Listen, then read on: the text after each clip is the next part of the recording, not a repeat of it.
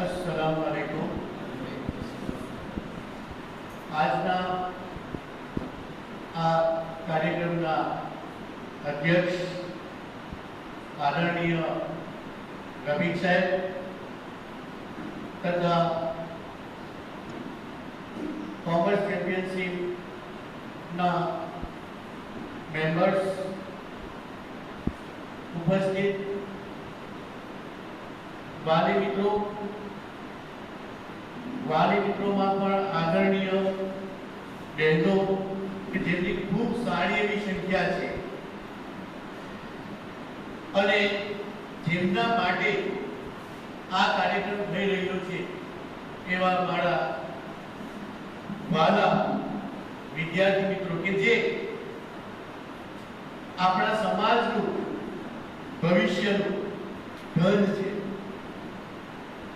Diamond છે એવા વિદ્યાર્થી મિત્રો એક શેર બહુ ફેમસ છે, આપણે બહુ વર્ષોથી સાંભળતા આવ્યા છે कि फानूस बनके जिसकी हिफाजत हवा करे, फानूस बनके जिसकी हिफाजत हवा करे, वो शमा क्या मुझे जिसे रोशन खुदा करे, वो शमा क्या मुझे जिसे रोशन खुदा करे। मित्रों ત્યારે કોઈ પણ કામ નેક ઇરાદાથી શરૂ કરવામાં આવે ત્યારે એ કામ ની હિફાજત અલ્લાહ તાલા કોઈકના જરીએ કરાવતા હોય છે। ચિરાગ દીવો કે જે અંધકાર ને દૂર કરવા માટે પ્રગટતો હોય છે અને એ ચિરાગનો જ્યારે નેક ઇરાદો હોય છે ત્યારે હવારૂપી એક ઢાલ એની આસપાસ ઊભી થઈ જતી હોય છે અને આવા જ એક નેક ઇરાદાથી 2019 માં વર્લ્ડ ભરૂચી મોહરા ફેડરેશન નામની સંસ્થા આપણા ભરૂચ જિલ્લામાં અસ્તિત્વમાં આવે છે। આ સંસ્થાનો મુખ્ય ઉદ્દેશ સુશિક્ષિત, સંગઠિત, સ્વાવલંબી અને સશક્ત સમાજની રચના કરવાનો। જેમ સમાજમાં શિક્ષણ ક્ષેત્રે હજુ જે જાગૃતિ ન જોઈએ, જાગૃતિ ન હતી અને જેવી જોઈએ એવી ન હતી, એટલા માટે વર્લ્ડ ભરૂચી મોહરા ફેડરેશને એક બીડું ઝડપ્યું અને એમાં સમાજમાં શિક્ષણમાં જાગૃતિ આવે એ માટે વિવિધ પ્રોજેક્ટ હાથ ધર્યા। સૌપ્રથમ તો વિજ્ઞાનના ક્ષેત્રે જે મેડિકલ અને એન્જિનિયરિંગમાં જવાવાળા વિદ્યાર્થીઓ હતા એમના માટે નીટના વર્ગોની સુવિધાઓ ન હતી, તો સૌપ્રથમ તો ટંકારિયા, દયાદરા અને સાંસોડ મુકામે અને ભરૂચમાં નીટની જાગૃતિ માટે વિવિધ સેમિનાર કર્યા, જંબુસરમાં પણ વિવિધ સેમિનાર કર્યા અને ટંકારિયા અને દયાદરામાં નીટના વર્ગોનું આયોજન કર્યું।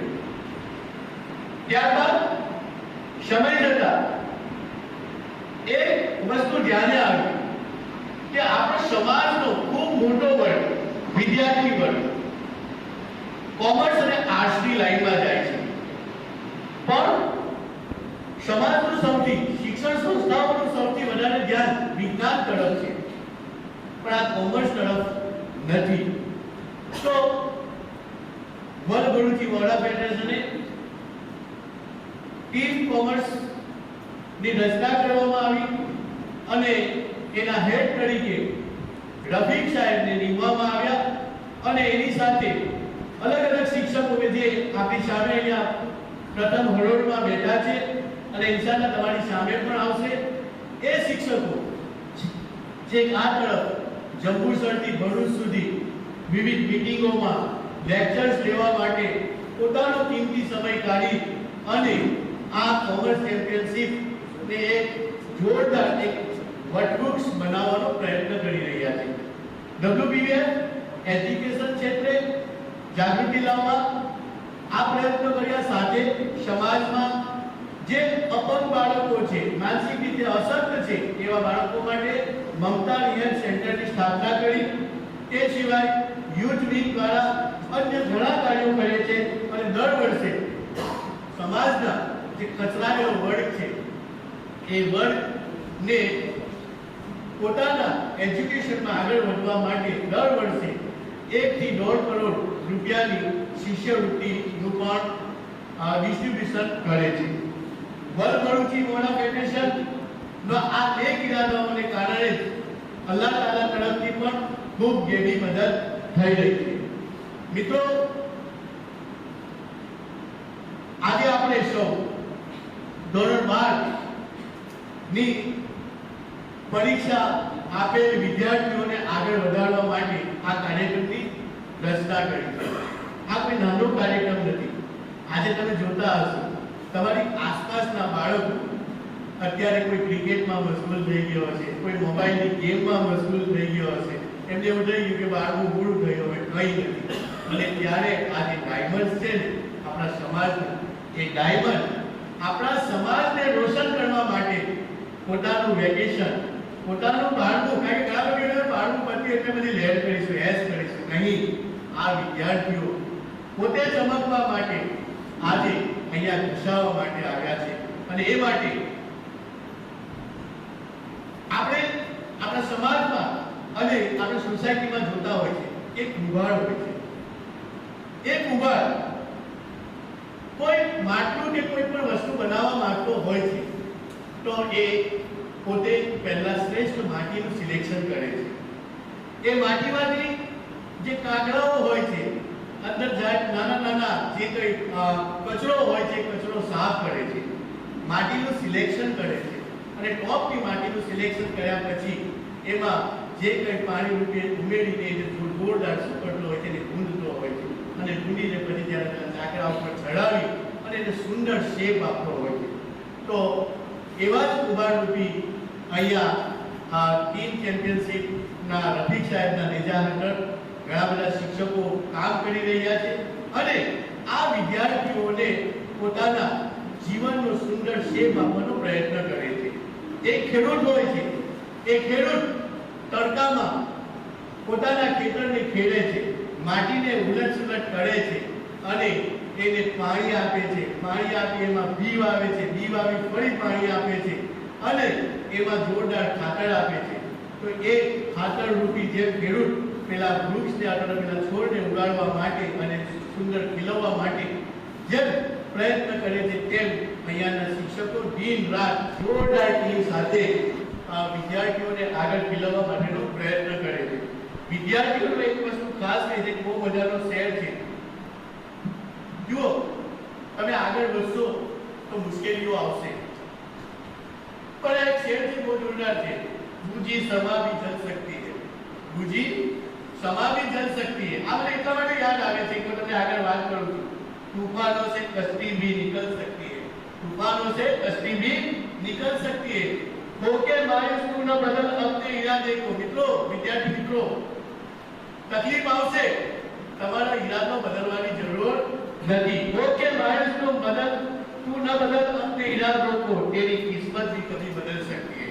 મિત્રો, આપણે આપણા ઘરના, આપણા કુટુંબના, આપણા ગામના અને આપણા સમાજની કિસ્મત બદલવાની છે અને એ માટે અલ્લાહ તાલાએ આપણને પસંદ કર્યા, એ માટે આપણે ખૂબ મહેનત કરીશું. હવે જુઓ, જ્યારે માણસને તરસ હોય ને અને તરસ લાગી હોય તો એ ગમે તે જઈને પાણી શોધી લાવશે, અથવા ભૂખ લાગી હોય તો ગમે તે કરીને પણ એ પોતાનું પેટ ભરવા માટે રોટલો શોધી લાવશે. ગઈકાલે એક વિદ્યાર્થી મારા સંપર્કમાં આવ્યો. જો અહીંયા તો શું છે કે વિદ્યાર્થીઓને આપણે સિલેક્શન કરતા હોય છે, આપણા ક્રાઇટેરિયામાં જે ન આવે એને આપણે સીએ ના કોર્સમાં જોઈન નથી કરી શકતા. પણ એવું નથી હોતું કે વિદ્યાર્થી એના માટે લાયક નથી. જો એ પ્રયત્ન કરે તો એ લાયક બની શકતો હોય છે. ગઈકાલે જ એક વિદ્યાર્થી આપણા WBFના ક્રાઇટેરિયામાં ન આવ્યો, કોમર્સ ચેમ્પિયનશિપ અને સીએ ના ક્લાસમાં જે પસંદ ન થયો, પણ એ વિદ્યાર્થીની નેમ હતી કે મારે સીએ કરવું છે. એ વિદ્યાર્થી સીધો રવિશંકરના ક્લાસમાં સુરત પહોંચે છે અને સુરત પહોંચીને ત્યાં ક્લાસ કરે છે. ગઈકાલે મને એવું કહ્યું કે સાહેબ, હું ટંકાળિયાથી સુરત અપડાઉન કરું છું આ ક્લાસ કરવા માટે આજે બેઠા છે ને વિદ્યાર્થીઓ, જ્યારે ભૂખ હોય ને વિચારી લો, ટ્રેનમાં 2 કલાક અને 3 કલાકના ક્લાસ માટે કંકાળિયાથી સુરત અપડાઉન કરે છે.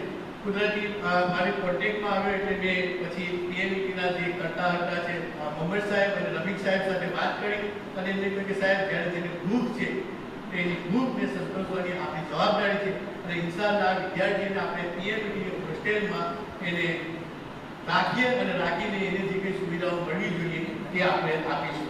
એટલે વિદ્યાર્થી મિત્રો, જ્યારે તમે સીએ અથવા તો આ એજ્યુકેશન, ઇંગ્લિશમાં કહેવત છે કે English is the major window of the world. એને જો તમે ઇંગ્લિશ કાઢી નાખો અને એજ્યુકેશન મૂકી દો તો education is the major window of the world. જેમ આપણે રૂમની જ્યારે બારી ખોલીએ છીએ તો દુનિયા, બહારની દુનિયા આપણી બારીમાં અંદર આવે છે, પ્રકાશ બહારનો અંદર આવે છે, બહારની હવા અંદર આવે છે. તે જ્યારે આપણે શ્રેષ્ઠ એજ્યુકેશન મેળવીશું ત્યારે આપણે આખી દુનિયા આપણી પાસે આવશે. ઇન્શાઅલ્લાહ આપ સૌ ખૂબ મહેનત કરશો, ખૂબ આગળ વધશો અને અહીંયા જે મા બહેનો અને વાલીઓ, કારણ કે આજે અહીંયા તો મહેનત કરવામાં આવે છે પણ વિદ્યાર્થી 24 કલાકમાંથી માની લો કે 6 કલાક વર્ગમાં હોય છે, બાકીનો મોટાભાગનો સમય વાલી પાસે વિતાવતો હોય છે. ત્યારે એક હાથે તાળી ન પડે અને વાલી મિત્રોને ખાસ કરીને બહેનોને હું વિનંતી કરીશ કે ખબર હશે કે ભાઈ આ ઘરનો જે પુરુષ હોય છે એ તો પોતાના કામ ધંધે બહાર જતો હોય છે, તો બહેનો ઘરમાં હોય છે, તો આપણા બાળકનો સમય વ્યતીત ન થાય અને સમય એજ્યુકેશનમાં જ એ ઉપયોગ કરે એવી આપ ખૂબ કાળજી રાખશો. આ સાથે હું મારી વાણીને વિરામ આપું છું. Thank you very much.